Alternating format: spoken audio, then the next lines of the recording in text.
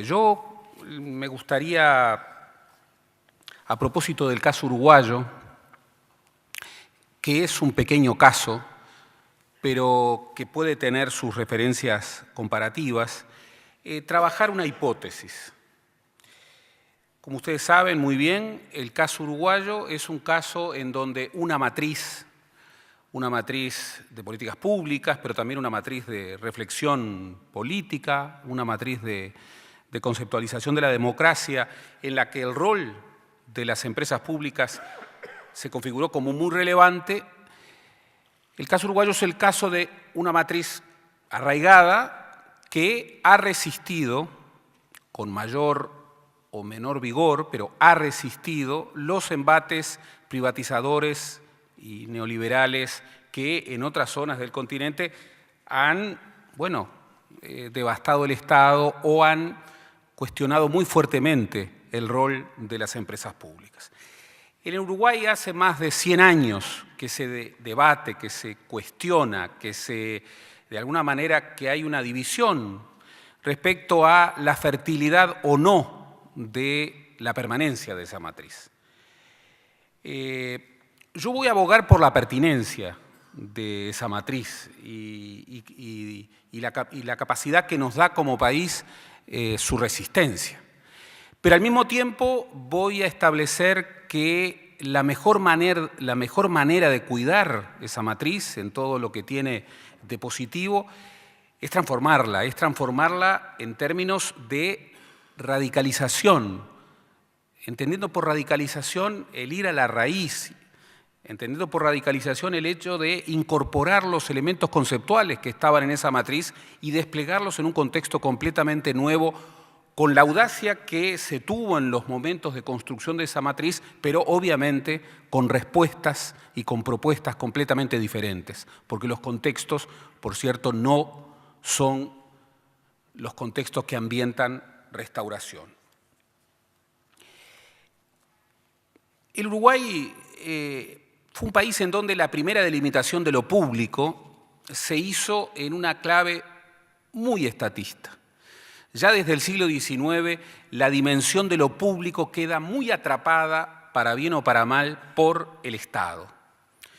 Y esa primera delimitación de lo público, entendiendo al Estado como instrumento y símbolo de la unidad de lo social, tenía mucho que ver con una sociedad con actores débiles. Incluso tuvo mucho que ver con un capitalismo originariamente débil. Francisco Paniza lo ha llamado un capitalismo de ausencias. Siempre me he preguntado qué capitalismo puede haber, y cito a Paniza, con ausencia de consumidores, con ausencia de contribuyentes, con ausencia de empresarios, con ausencia de capitalistas. Esas eran las ausencias que registraba Francisco Paniza cuando miraba al capitalismo originario uruguayo. Y tenía razón, obviamente, en una expresión en buena medida de efecto.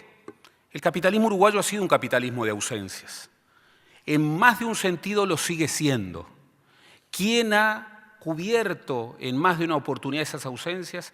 El Estado. Y dentro del Estado, con particular destaque, las empresas públicas. Con un siglo XIX que ya revelaba ese rumbo de un Estado más fuerte que la sociedad civil, de un Estado instrumento y símbolo de la unidad social, en las primeras décadas del siglo, en una experiencia muy precoz de welfare state, el vallismo, en medio de un gran debate, consolidó una matriz de reflexión sobre lo público y una matriz de acción de las empresas públicas. No debemos olvidar que cuando se construye esa matriz, en Uruguay debaten con mucha fuerza dos grandes familias ideológicas, muy enfrentadas respecto a este tema de las empresas públicas. Una familia liberal conservadora que cuestionaba fuertemente la presencia del Estado y la pertinencia de que hubiera empresas públicas, a partir de una afirmación de la libertad individual y a partir de la idea de que para afirmar la libertad había que no interferir con esa libertad. a partir de una reivindicación de lo que sus principales ideólogos llamaban el egoísmo constructivo, el motor de ese capitalismo al cual se negaban las ausencias. Y, en definitiva, allí había una afirmación de la frontera entre lo privado y lo público, había una concepción que recelaba de lo político, había una concepción que de alguna manera afirmaba que el motor fundamental, no solamente en la vida política, sino en la vida económica y social, era el individuo y su plena libertad, el egoísmo constructivo. Frente a esa visión, confrontó otra visión, que era una visión que afirmaba un concepto más republicano de la libertad como no dominación, que planteaba la necesidad de pensar la libertad de la persona en relación con un bien público, un bien social, y que privilegiaba el instrumento del Estado como un gran instrumento de construcción, a través de la vía institucional y legal, de la sociedad y del futuro. Mientras la primera visión liberal conservadora rechazaba lo que llamaba el porvenirismo, que era esa dimensión estratégica de pensar a las empresas públicas como un motor de futuro, bueno, la otra visión, la visión más republicana solidarista, pensaba que las empresas públicas podían ser el escudo de los débiles, podían ser el gran instrumento de construcción de una sociedad en donde, contrariando la premisa del egoísmo constructivo, entre comillas, los más pobres fueran menos pobres y los más ricos fueran menos ricos. De esa matriz, que era una matriz de concepción sobre la democracia, de esa matriz emergió, bueno, este mapa de las empresas públicas. Podríamos hacer la historia de cada una de ellas y veríamos el peso de esa matriz. Se ha referido la singularidad, por ejemplo, de ANCAP, tal vez una de las principales empresas, o si no es la principal junto con Antel, del país, una empresa pública en donde, bueno, allí el vallismo modelizó lo que quería que fuera una empresa pública. Allí estaba la figura constructora del primer presidente de ANCAP, Eduardo Acevedo, que ya había pensado que el Estado debía ser un motor de futuro y que, por ejemplo, había pensado en la quimera, hace 100 años, de que el Uruguay tuviera un carburante nacional, sobre la base del alcohol. Aquel carburante nacional que terminó vetado por las grandes petroleras de aquel tiempo, se experimentó por primera vez en 2 automóviles, en un Montevideo, por cierto, en el que no abundaban los automóviles. Esos automóviles pertenecían a Eduardo Acevedo, el creador del Instituto Geológico, del Instituto Industrial y el primer presidente de ANCAP. De alguna manera, el gran fundador de la matriz de las empresas públicas. Y el otro automóvil era del entonces presidente de la República, José Valle y Ordóñez. Allí había una idea fundacional. Bueno, esa idea ha atravesado un siglo en medio de fuertes debates, y en esos debates hubo momentos en donde se proyectó la idea de una revolución antiestatal, la idea de que, en definitiva, aquel impulso fundacional, aquella matriz había construido una sociedad estatista sin una moral de exigencias, había construido una sociedad hedonista en donde el individuo vivía del Estado y en donde de alguna manera el clientelismo había construido un Estado burocrático, un Estado sin la tonicidad muscular suficiente como para construir futuro. Sin embargo, cuando hubo arremetidas privatizadoras y fuertemente liberales, ¿con qué nos volvimos a encontrar? Y las hubo después del triunfo nacionalista en el año 58, las hubo durante la dictadura y las hubo en la década de los 90. Nos encontramos que aquella vieja matriz había calado hondo en la sociedad. Aquella vieja matriz había conformado una moral pública y, en coyunturas muy adversas, contando también con esa idea de que al egoísmo constructivo, como lo llamaban los liberales conservadores del 900, le faltaba carnadura, había ausencias en ese egoísmo constructivo, bueno, cuando se quiso transferir el liderazgo del Estado a la sociedad y se convocó a los empresarios que tomarían el rol que antes tenían las empresas públicas, nos encontramos con la ausencia. Nuevamente el capitalismo de ausencias. Y eso fue lo que evitó, por ejemplo, que en los años 60 las tan proclamadas privatizaciones finalmente se concretaran. Eso fue lo que evitó que en una dictadura que tuvo el programa neoliberal como proyecto histórico, es muy impresionante ver cómo el primer ministro de Economía de la dictadura, que era un vallista, que había nacido en aquella matriz, contestó, emblematizando a la política, que en definitiva había pasado el tiempo y ahora, para que los pobres fueran menos pobres, los ricos tenían que ser más ricos. Y que eso suponía el fin de las empresas públicas, el fin de la idea de ese Estado escudo de los débiles y la transferencia de un liderazgo al actor privado. ¿Y con qué nos encontramos nuevamente? Con una gran ausencia. Con una gran ausencia, e incluso con algunas presencias inesperadas.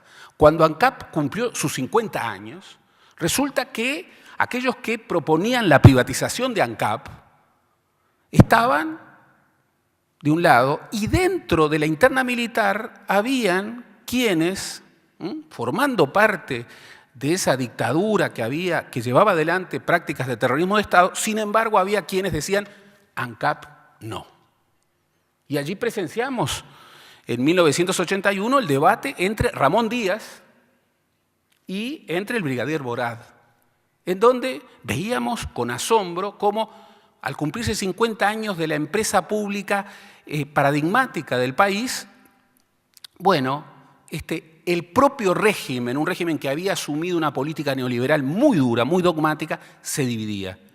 E incluso aparecía inesperadamente un defensor de la vieja matriz en las filas del ejército. Volvimos a tener un embate liberal, aunque ya las derrotas anteriores advertían la necesidad de un rumbo de moderación, y tuvimos en el año 92 la aprobación de una ley de empresas públicas que uno en la clave comparativa latinoamericana podría decir era una ley moderada.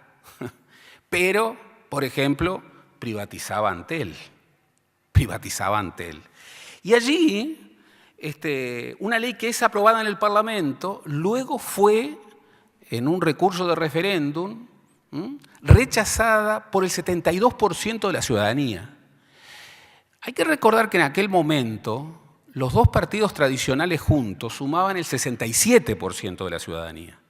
En las elecciones del año 89, los dos partidos tradicionales juntos sumaban el 67%, mientras que el Frente Amplio, que se había dividido, formaba el 22%, y el entonces Nuevo Espacio, que estaba fuera del Frente Amplio, un 8%. Es decir, la trama electoral se traducía en un referéndum sobre la matriz con un rechazo categórico, 72% en contra. Y así llegamos a una matriz que resistió esos embates y que de alguna manera tiene hoy una vida ambigua, compleja. Por un lado, está esa vida que refuerza su legitimidad en un sentido público afirmado. Ya ni siquiera aquellos que promovieron en su momento la privatización de Antel hoy se animan a plantear ese tema. Incluso dicen, hoy el tema no es discutir la propiedad, el tema es discutir la gestión. Sin embargo, la sociedad en todas las mediciones de opinión pública tiene respecto a las empresas públicas una relación ambigua. Las quiere suyas, pero las cuestiona. Entonces, y con esto, en los 5 minutos que me quedan, quiero terminar señalando, bueno, tengo el reloj del moderador, no me puedo equivocar. Si tuvimos la construcción de una matriz que tuvo soportes conceptuales, que entre otras cosas entroncaban con una visión republicana de la democracia, que arraigó en la sociedad y que incluso resistió, como no ocurrió en otros países de América Latina, los grandes embates privatizadores en el marco de una discusión que marcó su origen y marcó su historia. Bueno, hoy ¿cómo de alguna manera estar a la altura de esa matriz que nos ha dado tanto? cómo estar a la altura de esos pronunciamientos populares que de alguna manera han defendido a la matriz, pero que hoy, desde múltiples señales, están exigiendo preservar la matriz desde su renovación. Y creo que la única manera de defender esa matriz, que creo que es una matriz cuyo balance es positivo, es transformando, es volviendo a incorporar ese élan transformador de aquellos que construyeron esa matriz, volviendo a pensar como pensaba, no de acuerdo a sus respuestas, sino de acuerdo a su inspiración, la figura de Eduardo Acevedo. Y hoy esto implica, bueno, volver a pensar en el desarrollo. Y volver a pensar en el desarrollo implica, bueno, pensar, saltar el corazón y tener pensamiento estratégico. Pensar a 10, 15, 20 años. Por supuesto que eso es muchísimo más difícil que hace 100 años. Muchísimo más difícil. Pero es absolutamente imprescindible. ¿Y qué es lo que vemos? Ausencia de pensamiento estratégico. Las empresas públicas necesitan pensamiento estratégico, algunas las tienen, otras no las tienen. Para defender las empresas públicas, hoy el país necesita pensamiento estratégico. Quienes fundaron ANCAP pensaban, tenían que pensar en cómo construir una matriz energética para un país que no tenía petróleo ni gas. Bueno, pensaban a 50 años, a 60 años. Tal vez hoy no sea posible eso, pero sí hay que pensar demandados por la relevancia estratégica. Defender la matriz de las empresas públicas quiere decir incorporarlas como instrumentos de la política económica.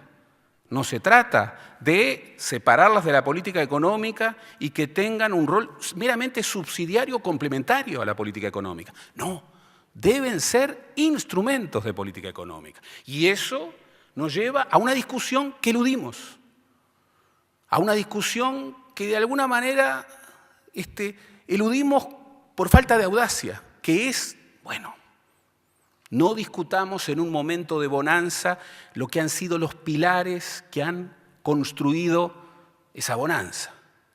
Bueno, yo pregunto, ¿las empresas públicas, como los grandes instrumentos de las compras gubernamentales, no son un factor decisivo en una política económica que tenga proyección de actividad? ¿Lo estamos haciendo a la altura de las exigencias? Presumo que no. Hoy hay que repensar el concepto de lo público. Ya no basta aquella idea primigenia de que lo público es lo estatal. Hoy hay que buscar y repensar distintas dimensiones de lo público. Pero el cruce público y privado tiene ante nosotros desafíos nuevos. El país ha saltado y tenía que saltar de una tasa de inversión productiva de un 10% a una tasa de inversión productiva de un 22, 23%. Y esta es una revolución de los últimos 10 años. Sin embargo, no debemos ocultar, y esto es un gran desafío, no debemos ocultar que el gran salto en la inversión se ha producido por la incorporación de inversión extranjera directa. Y eso le plantea a un país como el Uruguay desafíos renovados, en donde las empresas públicas tienen que jugar un papel. Y al mismo tiempo, la importancia de la gestión. ¿Cómo incorporar la tecnología? Hoy ya no podemos hacerlo de Eduardo Acevedo y Valle y Ordóñez, prestar nuestros autos para incorporar una tecnología de carburante nacional. Pero hay que tomar la metáfora como un instrumento de ser audaces en incorporar tecnología. Hemos crecido en nuestra inversión en tecnología y desarrollo, sin embargo, estamos muy lejos de los umbrales de lo que debe ser. Y las empresas públicas que han sido avanzadas en términos de incorporación tecnológica, particularmente Antel, en una sociedad de la información, hoy deben serlo dramáticamente más. Y los saltos ya no pueden medirse en términos de un 100%, tienen que ser dramáticos porque ahí le va la vida al país. Yo termino diciendo que si para renovar la matriz hay que transformarla, yo solamente he visto la posibilidad de renovar algo en aquellos que respetan, que conocen y que quieren la matriz. Y el desafío que siento es que muchas veces cuando advierto la plataforma que en términos de titulares todos coincidimos de la reforma del Estado, quienes impulsan la reforma del Estado no quieren mucho al Estado, no quieren mucho al Estado. Y para reformar al Estado hay que quererlo. Para reformar las empresas públicas hay que querer mucho las empresas públicas, tanto como la querían aquellos que llegaron nada menos que a poner sus autos a ver qué pasaba con el carburante nacional. Gracias.